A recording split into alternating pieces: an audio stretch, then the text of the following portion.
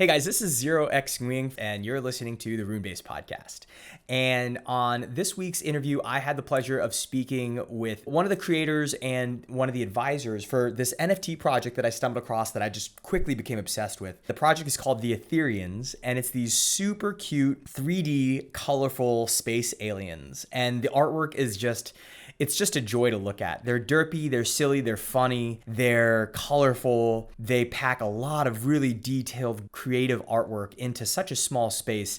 And when I was browsing just upcoming projects on Rarity Tools and I stumbled across this artwork, I immediately recognized that there was something here that was unique. You know, there's so much going on in NFTs right now that's really derivative, and they're really just copying the aesthetics and the style of whether it's CryptoPunks or Bored Apes or Pudgy Penguins or whatever other generative art project that are out there. There's so many that look so much alike. And then with the Ethereans, there's really something unique.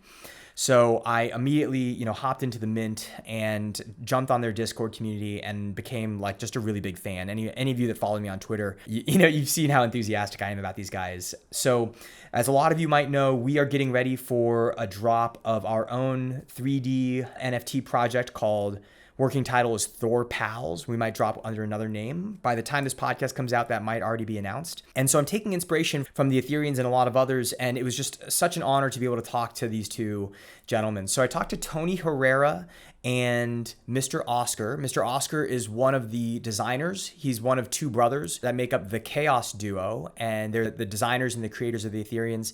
And then they connected with Tony Herrera, who was their advisor, who kind of helped them bring this project to life. They gave me great insights on their background and history, their story, how they came about bringing the Ethereans to life. They talked about the design and the rarity distribution behind the Ethereans. And then we talked about the roadmap, the utility that they're building into it. And they gave us some sneak peeks of some of the things that the community has to look forward to before talking about some of the challenges that they experienced building the Ethereans. This was a great podcast. Honestly, it was an indulgence for me. I learned a lot. And I also just got to talk to the creators of a project that I'm really passionate about. And so I'm indulging myself here a bit, but hopefully it's a fun one for you as well. Really appreciate you guys listening as always. If you like what you hear, go ahead and throw us a review on whatever podcast platform you're listening on, or like and subscribe here on YouTube. And as always, thank you so much, and we'll see you on the inside. Peace.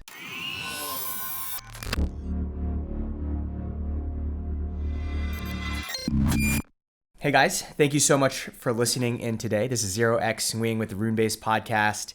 And today I have the pleasure of being joined by Mr. Oscar and Tony Herrera, two of the gentlemen responsible for the Ethereans NFT collection, which is an NFT collection that I found a week and a half ago, just browsing Rarity Tools upcoming drops, and the artwork immediately grabbed me, and I saw that the mint was upcoming that weekend, was able to get in on the minting process, and they sold out within 20 hours from there. Anybody that follows me on Twitter knows how big of a fan I am of the collection. It's my avatar now, and I've just haven't stopped talking about it over the last week. So guys, thank you so much for joining us. Thank you for having us, man. Absolute pleasure. Well, I'd love to start with your stories, just talking about your background and your story, how you got into NFTs and how we ended up with the Ethereums. Mr. Oscar, you want to start? Yes, absolutely. Well, one day I was speaking with a friend from Germany about NFTs. I really didn't know about this new technology, but he was telling me that a lot of artists or 3D artists were like super excited with this new technology, because for the very first time, a lot of people that work like every day on their art and their crafts were able to start selling their work, or the work they had on their Instagrams that was just not producing a single buck.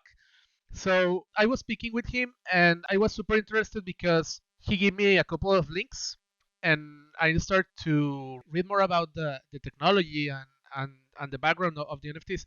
And it sounded interesting to me because I was always looking for the opportunity to sell my work in like so personal for specific people. Let's say that I was used to produce like prints and work for clients. So taking this advantage to create like individual pieces was like mind blowing for me. So I started to work on my graphic content to start to mint my first NFTs way back on February, if I'm correct. And well, I started to mint my first pieces, and then I was reached by a girl whose name is NFT Girl, and she purchased an entire collection that I created for kickstarting my NFT career. So that encouraged me to keep exploring and keep doing things. And I started to invest that money I got and on better hardware, better software, and I started to create more pieces. And I like to be outside of my house and look to the stars and think what's beyond the sky of the earth. So I started to create some characters called the unemployed alien, which is an alien that lives on planet crypto, and he don't manage to find a work there, and he come to earth, and well, he just got a job like an animator for several brands dress on suits. And I created these pieces, and well, I think this story begins because this is where Tony met me or know more about my work. I don't know if you want to tell more about that, Tony. Yeah, I could talk about it a little bit. I had met or I had came across Oscar's work through an article that NFT Nick, all Nick, had done profiling Oscar's art. And I found his art on Foundation. And that's what he's talking about. He's talking actually the Unemployed Alien series. This really interesting alien character dressed up in a cat suit. And there's a really nice, compelling story behind it that we could probably get into it. But yeah, that's initially how I discovered Oscar because what happened is I ended up bidding on the Unemployed Alien. And I actually sent you, Zero X When, I sent you the links to the Unemployed Alien, which is on Foundation, which I happen to own two of those pieces. And the art had some collateral that came with it, some high resolution images. Just basically said, if you win this auction, DM me for the high resolution images. And so I DM'd Oscar, and that's how I discovered that he was in Monterrey and he's Mexican. I happen to be Mexican, and Mexican immigrant to the United States as a child, but I spent most of my life here in the United States. But we immediately connected, based on the fact that we're both from Mexico, and so we started talking, and I'm like, what's the story behind the alien and all this other stuff. And so we really kind of over a course of a couple of weeks got to know each other, and then that's how I basically came upon the fact that Oscar has with his brother Raul a full-fledged design studio in Monterrey, Mexico, and so we just started talking about different characters that they were creating, not only the Unemployed Alien, but then that sort of led into the Ethereans. So I'm basically an advisor to both Raul and Oscar on the Ethereans project. There's some advising that's gone on with some strategic collaborations that we're going to be doing with different partners, and also the collaboration we have with Ether cards that we can get into. But my background is I live and work in Southern California. I've been here all my life, and I pretty much work with the immigrant population. So I run a couple of businesses that really are kind of like involved, deeply immersed and involved in the immigrant community with a variety of services that we provide to that community. And I actually kind of haphazardly came into cryptocurrency as a solution for some clients that we wanted to have them transport large sums of money from the United States to Mexico and Central America. And so that's how I discovered Bitcoin. And so I got early into Bitcoin in 2015, started buying Bitcoin, and then discovered Ethereum. And so I participated in the ICOs of 2017 through 2018. Then came the crash. And so I've been involved in cryptocurrency for a while. I also had the good fortune of reading a Mashable article in June of 2017 that allowed me to claim some punks. I was able to continue to hold. I still hold the majority of my punks. But yeah, so I was early into NFTs and discovered art blocks, discovered a bunch of other NFTs. I'm mostly a collector of NFTs. I don't sell a lot of NFTs, but yeah, I in my profile on Twitter, I call myself a hoarder of NFTs. Very cool. And that takes us to the project that we have here. That's the Ethereans.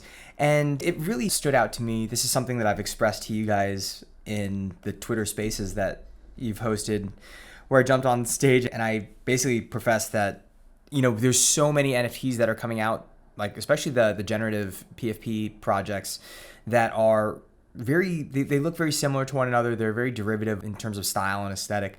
And the Ethereum seems to bring something really unique to the table. Mr. Oscar, can you talk about the aesthetic of the Ethereans, what you set out to create in terms of style and design, and what people can find now when they go to the Ethereans? Like, what do they look at? Well, the Ethereans is like my everyday work because Raul and me have been working on the 3D industry for the past 4 years or 5 years. We both have a background of graphic design. We both are graphic designers. And basically, what we were trying to do is, as you say, creating something different because we have been like a lot of animal derivatives and 2D art. And I love the generative projects, but we were not like trying to copy or to do something similar. So for the very beginning, we have been working on these files on the Ethereans because this started as an inside joke because we created the Ethereans when we saw this news on the local news that some monoliths and some alien structures started to appear on different parts of the world. So we started to joke around with this news and to try to draw how these little aliens looks like, and the result was the Ethereans. So once we started with the NFT and we be friends with Tony, and the idea came to our minds that maybe we can do something with these little fellas that we just created.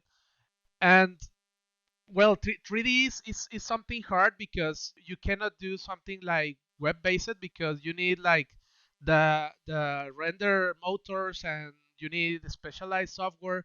So it's a little bit harder to create a generative profile picture project because you have a lot of technical limitations.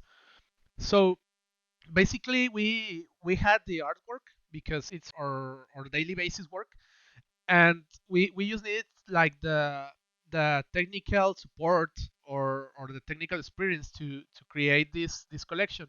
So basically we just wanted to create something different and something new because well we love art and we have an artist background. So there was just no way that we create something like similar just to do a quick cash grab because we have been dreaming for this space and this opportunity for so long. So that's the reason, that because we wanted to create something like this from the very beginning. Plus we're also are 3D printing enthusiasts and video game enthusiasts. So making something in 3D will allow us to share with the people 3D prints and give them the opportunity to print their own Ethereans. And well, this was just part of the plan because we have been doing this like before.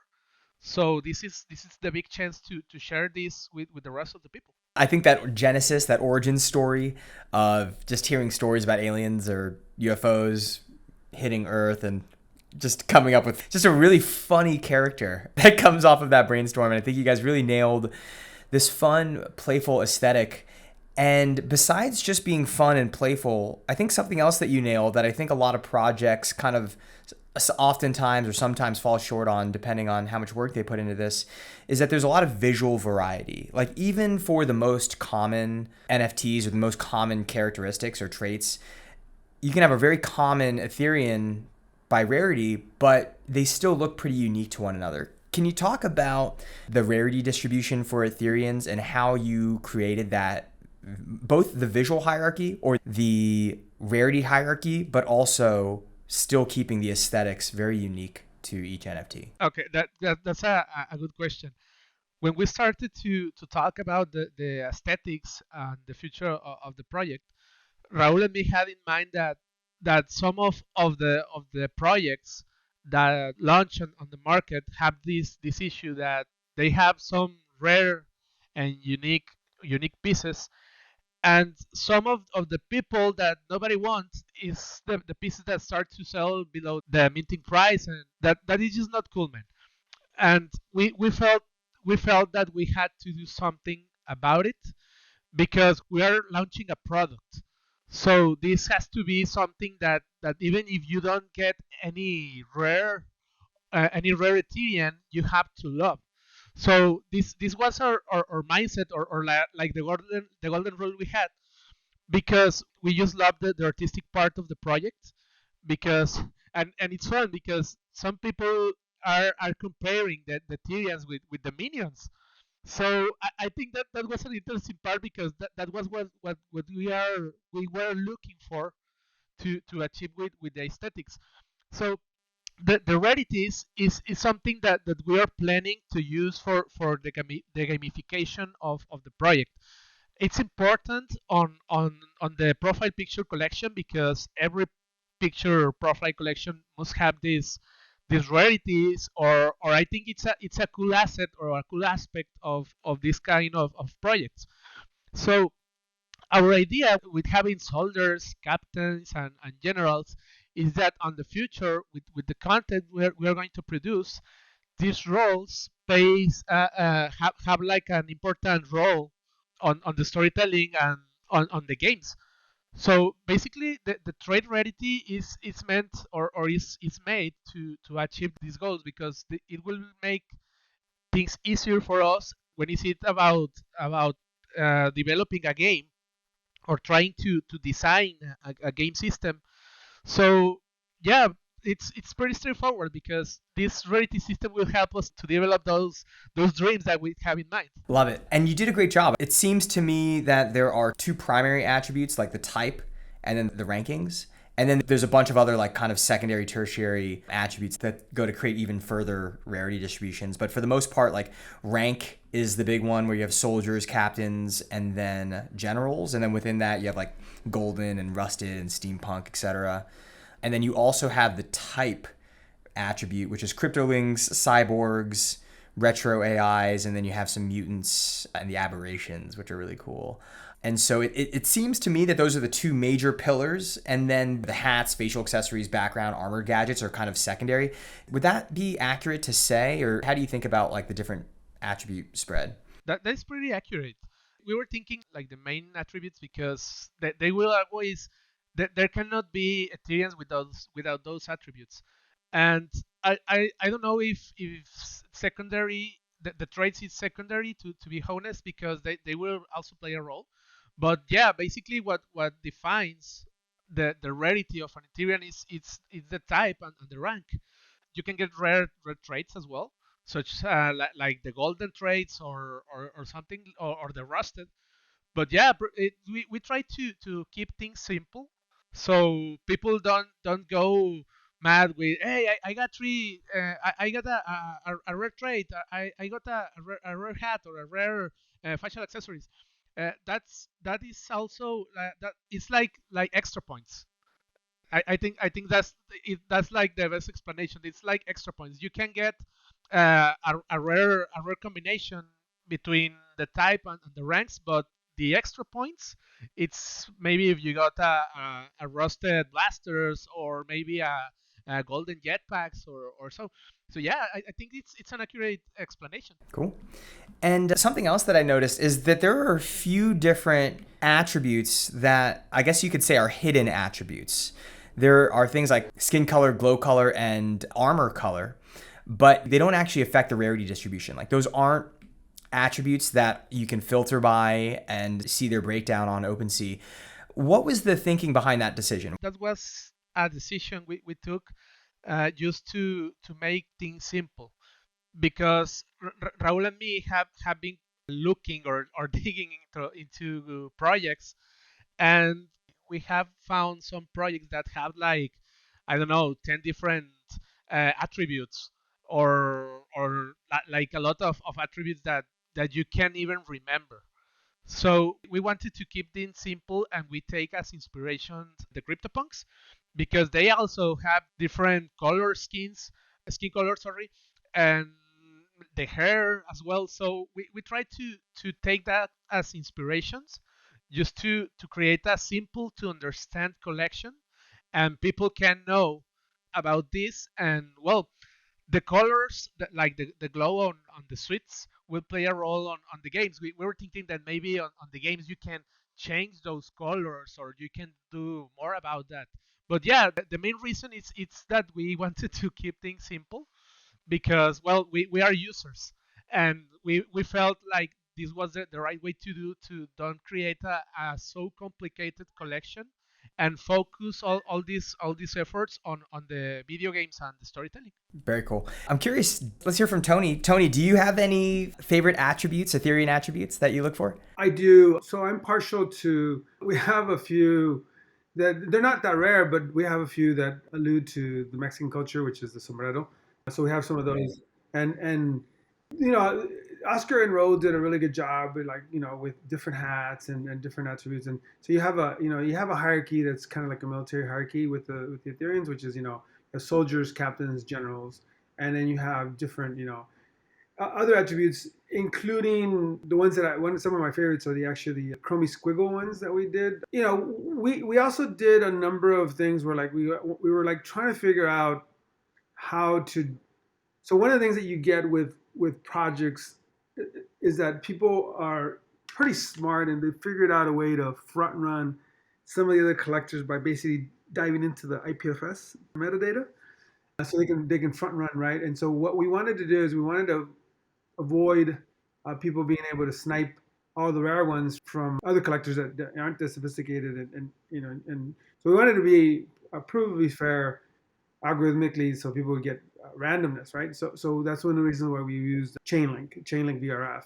So it's kind of quirky because, when we did it, we added the ID to the name, but then the ID that you got through the Chainlink verification, the token ID was different, right? So the name on the ID includes a number, but the token ID was randomized, and so that changed, right? And so what it did is that it created a scenario where people were trying to snipe the rarest ones through IPFS metadata, only to not realize that Chainlink was going to screw that over. Oh, this is on the secondary OpenSeas before the reveal?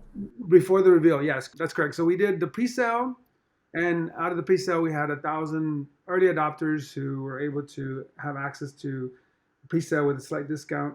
They were early adopters to the Ethereum channel, Discord channel, and then we had 1,000 EtherCard holders who were able to mint. And so we wanted to also, like, not to have them take too many Ethereans, so we limited it to 2 per mint or per transaction. So 1,000 Ethereans were able to get 2, and then 1,000 EtherCard holders were able to get 2. We ended up 1,000 Ethereans did mint 2. So EtherCards had their allocation, but they didn't mint at all. So then that left some left over for the public sale. And then when we launched the public sale, we launched it and sold out within the 20 hours. We weren't expecting that. We were pleasantly surprised. But then, since we were going to do the reveal the following Monday, so we sold out on Sunday, and Monday was going to be the reveal. And so a lot of people were trying to figure out, like, through OpenSea, they figured, okay, let me get the ID. And so since there's pre-reveal, there was a lot of them that were for sale at or below the mint price. And so people were trying to figure out, like, which ones were the rarest ones, because that's what people do on OpenSea, right? Pre-reveal. But then because of Chainlink VRF, whoever tried that didn't end up getting the results that they expected. Love that. And I love the emphasis on fairness there. I love the emphasis throughout the project on being kind of an anti-shill. You're really not pumping the price. You're not going with the traditional or more classic, like, pump and dump marketing methods. You're not spamming. You're not doing a ton of giveaways or contests or influencer promotions. Why is that important to you? Why was this kind of no-shill approach important in the launch of Ethereans? So when we first started thinking about the project, so Oscar and Rolo and I were having a couple of video conferences over, discussion of the Ethereans. And at that time, they were busy. They had a lot of work doing some 3D animation for Spotty Wi-Fi and for the Meanbits DAO. So there was going to be a couple months where they needed to hunker down and do all that work before they can really sort of dedicate full time to the Ethereans. And as we were discussing it, we're like, okay, how do we do it in a way?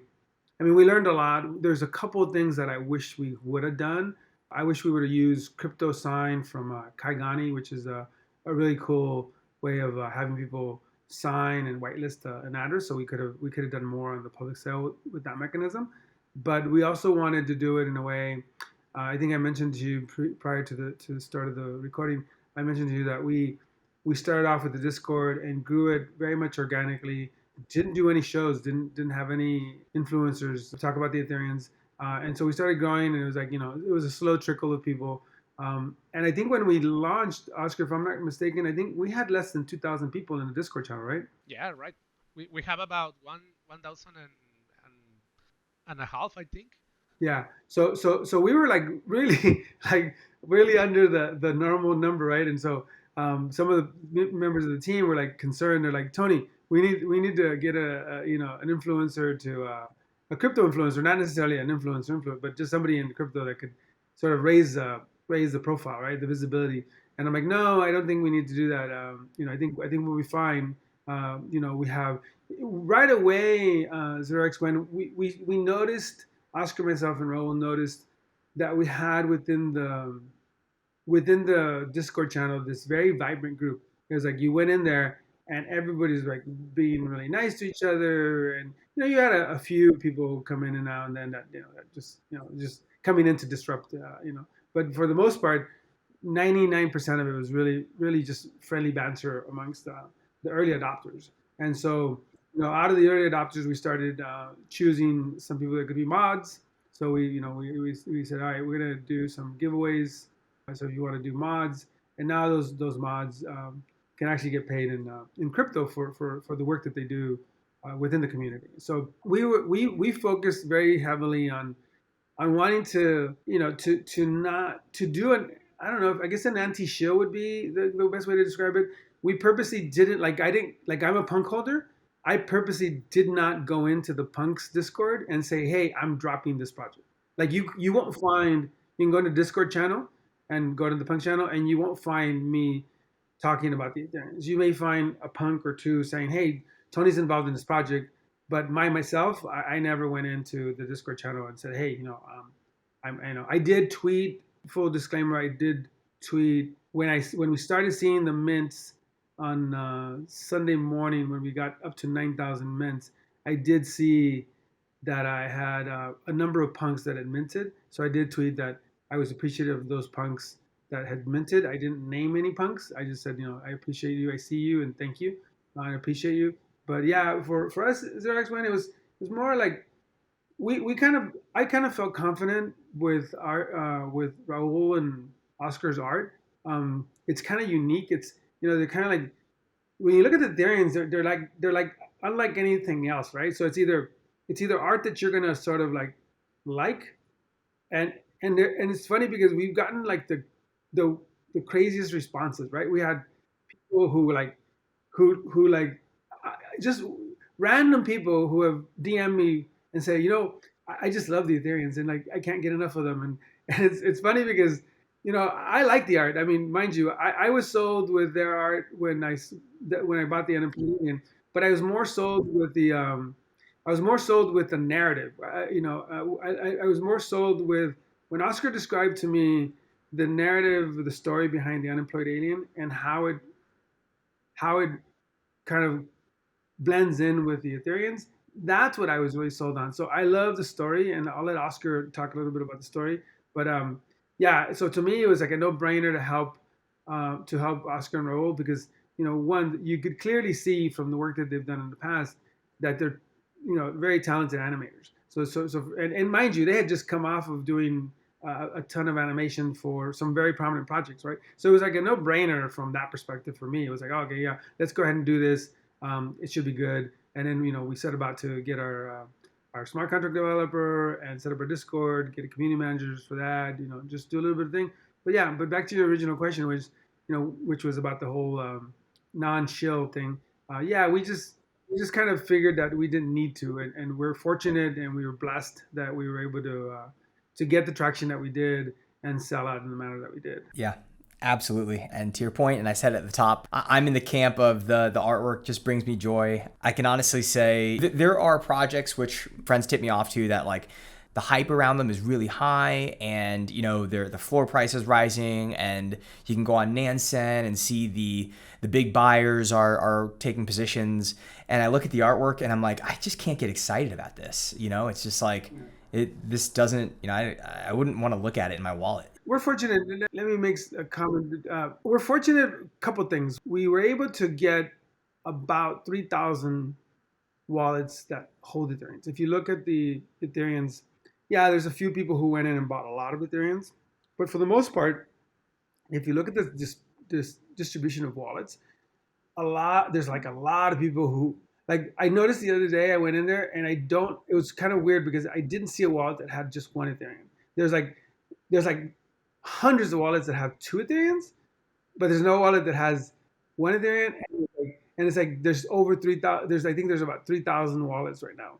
And what I like about the fact is that we got started. It was like right away, like right now you can pick up an Ethereum for under the mint price, right? And that's you can't control that, right? It's like people buy stuff. You see this all the time where like people buy something and then they turn around and sell it for under what they bought it for whatever reason. I mean, who knows, right? It could be an issue of liquidity. Who knows, right? But we've done some robust secondary market sales where like we reached. I mean, we're not even a week old, and we're already approaching the 500 Ethereum secondary market volume traded. And mind you, we have a lot on the roadmap. So I was having a conversation with Oscar and Raul late yesterday, and we were discussing some of the things that we're going to be doing on the roadmap. And I said, we're in a really good position because we're not even a week old, and yet we have this really robust community around us that we just need to over deliver, under promise and over deliver, and we have a lot of stuff. And today was one of the announcements because we had a bunch of projects that reached out to us that wanted to do collabs. It's like suddenly our DMs were like, it was funny because we were both getting DMs, right? So Oscar's like, oh, I got the same DM. Like these different projects, like, oh, and the weird thing about it is that they were even sending a bunch of art. Like they had already prepared art on a Ethereum derivative based on the fact that they just wanted to do a collab with us. Love it. I might have been one of those DMs that hit both of you and like, oh, this guy reached out. I think I hit you on Twitter and Oscar and Raul on Discord just saying I appreciate the work and would love to invite you on the show. So thanks for answering that call. Thank you. Thank you, man. Thank you for having us. Thank you. Absolutely. So yeah, partnerships, that's something that we mentioned from the top. You guys just had an announcement today. Let's talk about it. What was announced today and what can we get excited about? Yeah, well, that announcement, it's basically a collaboration between other collections. The idea behind this collaboration is to make more noise that between creators and between collections we can create like a huge community, not like separate communities that enjoys a single project or so basically what we are trying to do is that we all can be friends and we all can enjoy different the art on different perspectives and with different points of view. And what we're trying to do is to give away to the people of other collections like tokens that we have on our vault, so they can enjoy the art that we do and our community can enjoy the collection of other collections. So basically we're trying to do this so everyone can have more than the rewards of a specific project. So yes, this is like a collaboration that we also been dreaming because it's fun to see all these characters playing around on the metaverse and doing a lot of crazy cool things like animetas or the dorkies. So basically, this is a way to collaborate and to try to rise up the scope of the projects and make people enjoy the different styles that we have because as I say, there's a lot of crazy cool projects. Doesn't matter if they are 3D projects or 2D projects or code projects. I think we're playing a role to make people enjoy their art on different perspectives and on different ways. So these collaborations was born for that. So people can actually go to OpenSea or the websites of each project and enjoy the art and the roadmap because I think NFTs have this benefit that the art is actually doing something for you. You are not only hanging like a frame on a wall. So this is the goal or the main goal for this collaboration. Awesome. That sounds great. And I think these kinds of collaborations are a fun way to engage the community, give them something to look forward to, and a way to pull them back into the project. Because in crypto and in NFTs, there's always so much happening. And no matter how big of a fan you might be with a project one day, if you stop innovating and if you stop creating, then there's something new on the horizon. And I think that's something a lot of these kind of, you mentioned earlier, like cash grab projects, one thing that they do is that they launch and then that's it. They consider the launch the end, when really it's just the beginning. It's almost like a fundraising event, and then you need to allocate those funds to continue growing the franchise. What else do you have planned on the roadmap? Anything else that you can share with us that can get the community excited? Well, we have the next stage of the roadmap is the 3D prints and the art toys. I personally have a small collection of art toys because since I am a graphic designer and I'm a 3D artist, so the art toys is like something that I've been pursuing or trying to achieve for some years. And well, this will be something fun to do because we're trying to, or we are going to create toys for the Ethereans, and we are giving the people the opportunity. If you are a 3D printing enthusiast, we are giving you the opportunity to play around with the Ethereans and to create crazy cool stuff. And at the end of the day, as you own the NFT, you can create pretty much anything with your NFT. So besides of only giving you the artwork or the profile picture, the idea of having the 3D prints is that people can actually enjoy the Ethereum as a physical object. So let's say that maybe someone it's just a 3D printing enthusiast, but maybe someone want to get a profit creating toys because he has a lot of experience, or maybe he have a business, and now he can print the Ethereum he just purchased. So this is the idea of the second stage of the roadmap. We are working to try to figure out the best way to do this because it's a challenge to create these 3D printing ready files. But well, the second stage make us like super happy because we have the opportunity to reach out to brands and to friends that are actually on the art toy industry or the toy industry. And well, it's a dream because we are going to collaborate far away or further than the NFT world with people that actually are creating physical stuff.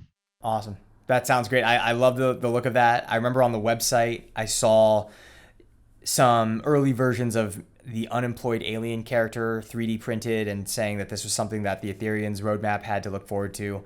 And agreed. As an Ethereum holder, there are a few of my Ethereums that I would just love to see in person.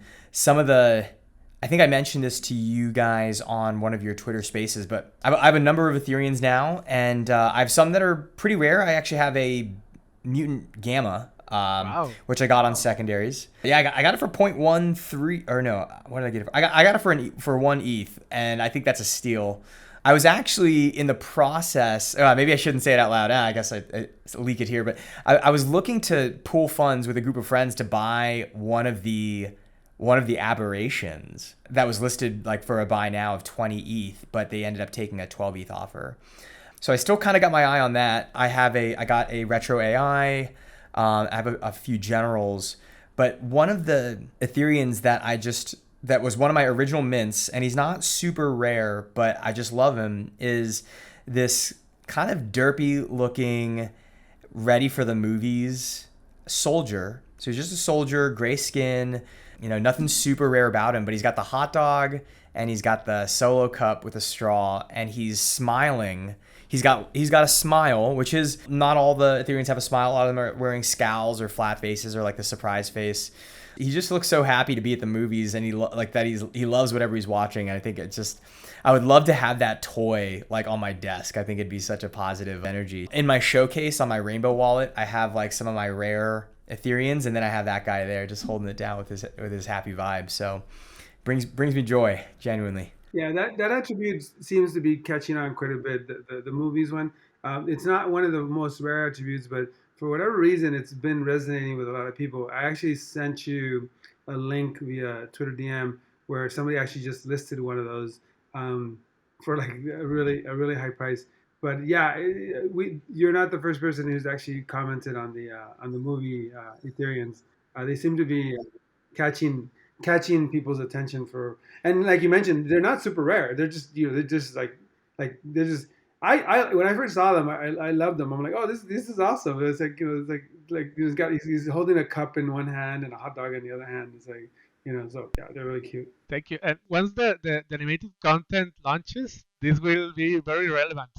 So you can enjoy the animations with your Ethereum holding the cup and the hot dog.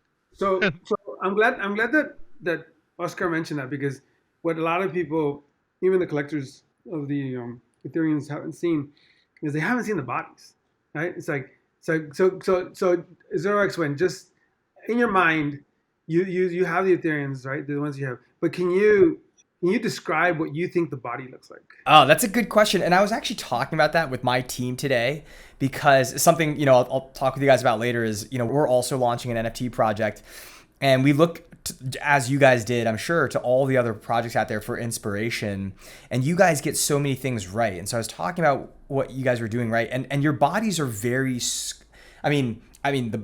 the armor, at least, the torso is super narrow. The torso looks like a hot dog. And so you, especially for a profile picture avatar, you manage to fit so much above the fold, so to speak. And so when you ask like what shape the body might be, maybe it's like a hot dog shape, or not a hot dog, a hamburger shape, like a, a round disc that the armor fits around. But why do you ask? What do we have to look forward to? Well, because we're going to be leaking, we're going to be leaking, Oscar and Raul are going to be leaking what the bodies look like. So I think people are going to be pleasantly surprised. I don't know if we can talk about it, Oscar, because I think, didn't we talk about it in the spaces about how I think we could talk a little bit about it, because we actually already talked about it in one of the spaces where we talked about the fact that the Ethereum's body gives them a advantage in breakdancing. Yeah, absolutely. The Ethereans also, well, they have 4 legs. This is like the alpha that everyone has been waiting to hear. But yeah, they are amazing dancers. They can dance like breakdance, or maybe mambo, or cumbia. So yeah, Athenians are pretty well dancers. They well they have this artistic asset, or this artistic feeling. So that's why some of them have like these speakers, or the drums.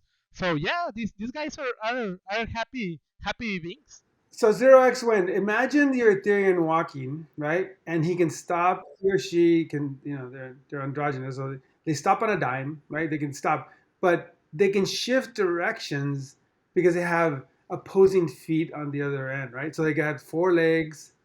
And so imagine, I mean, they can literally like almost walk in so many directions that they can almost look like they're hovering. Okay. Oh, so you're saying like we might see two cylinders coming out for their legs, but there's actually more than 2 legs.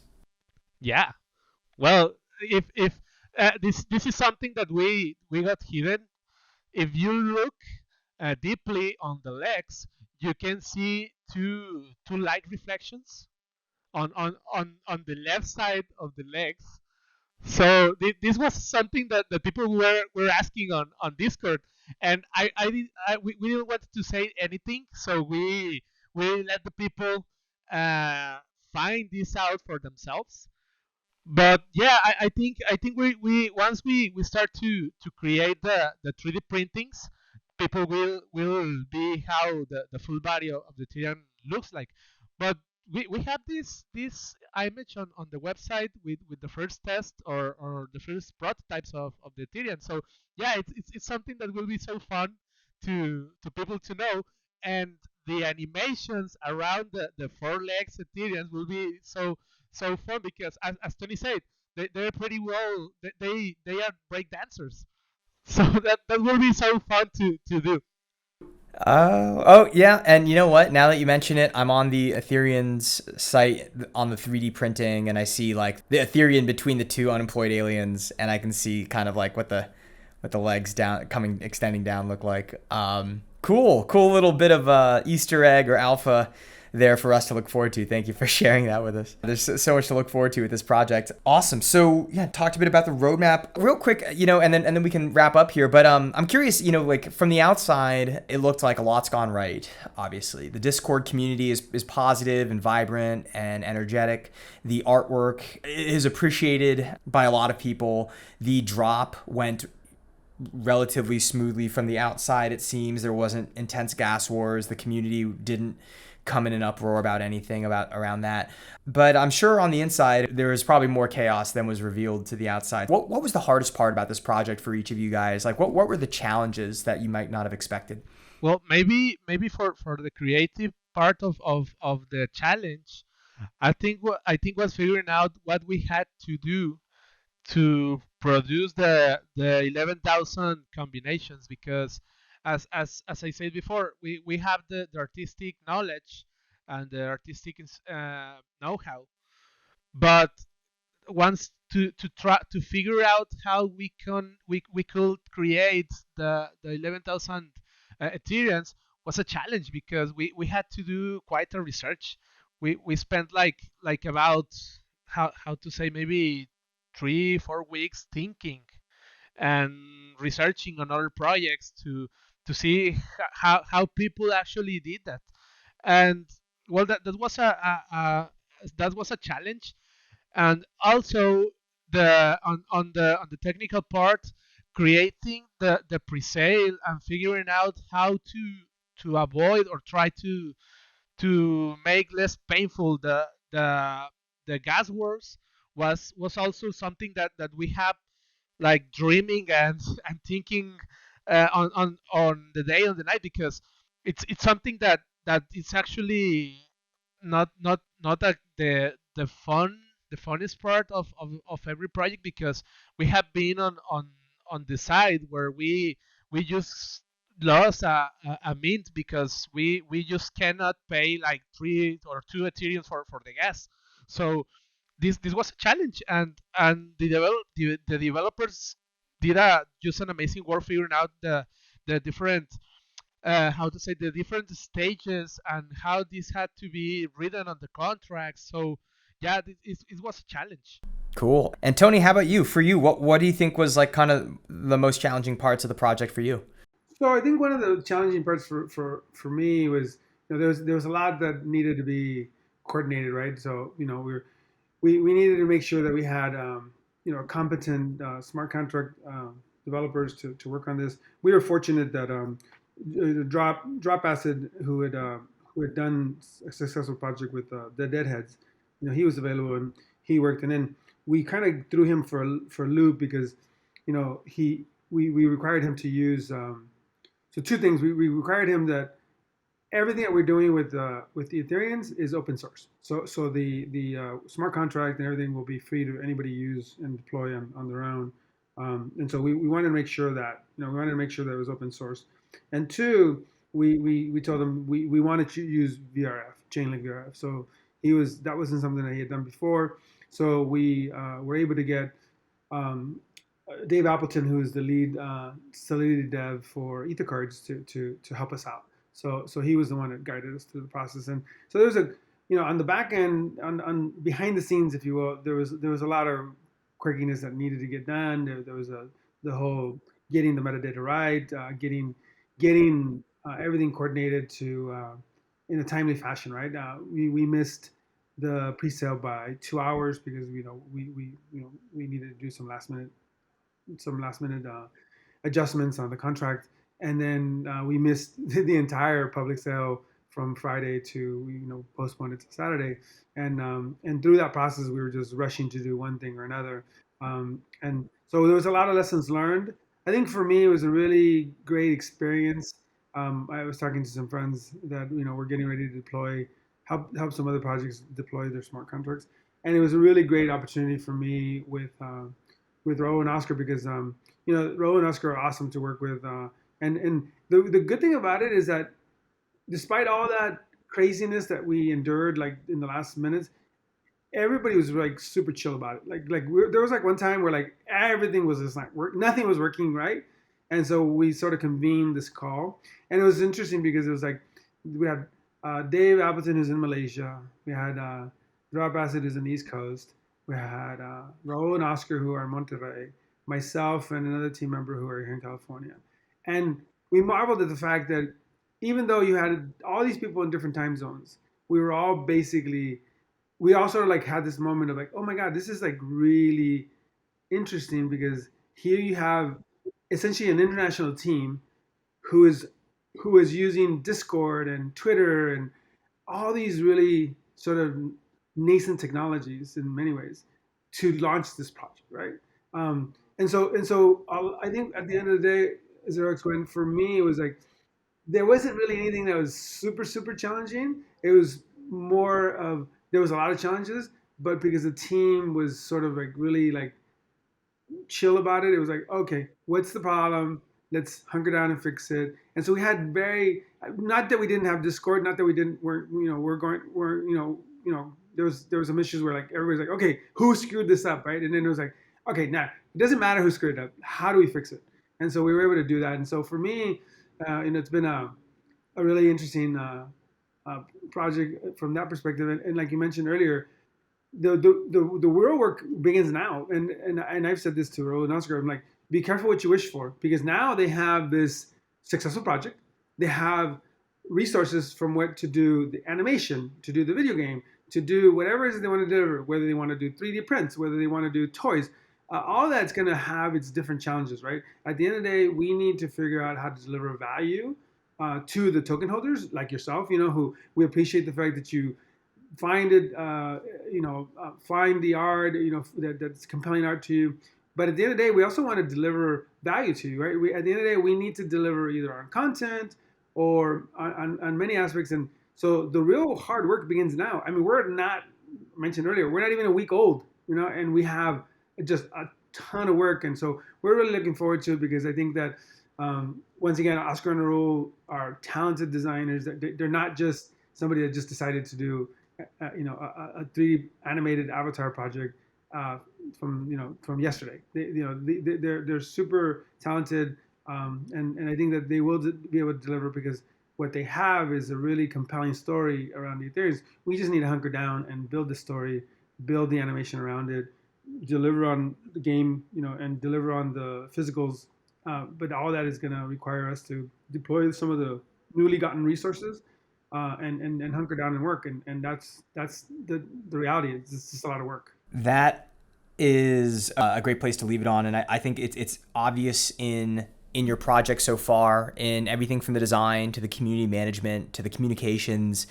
It's clear. I think there's a misconception in NFTs that, as mentioned earlier, like a lot of people think, and a lot of opportunistic money grabbing artists or developers out there are just thinking like, okay, we'll do the mint, or we'll raise $2-3 million, and then that's it. We'll pack it up.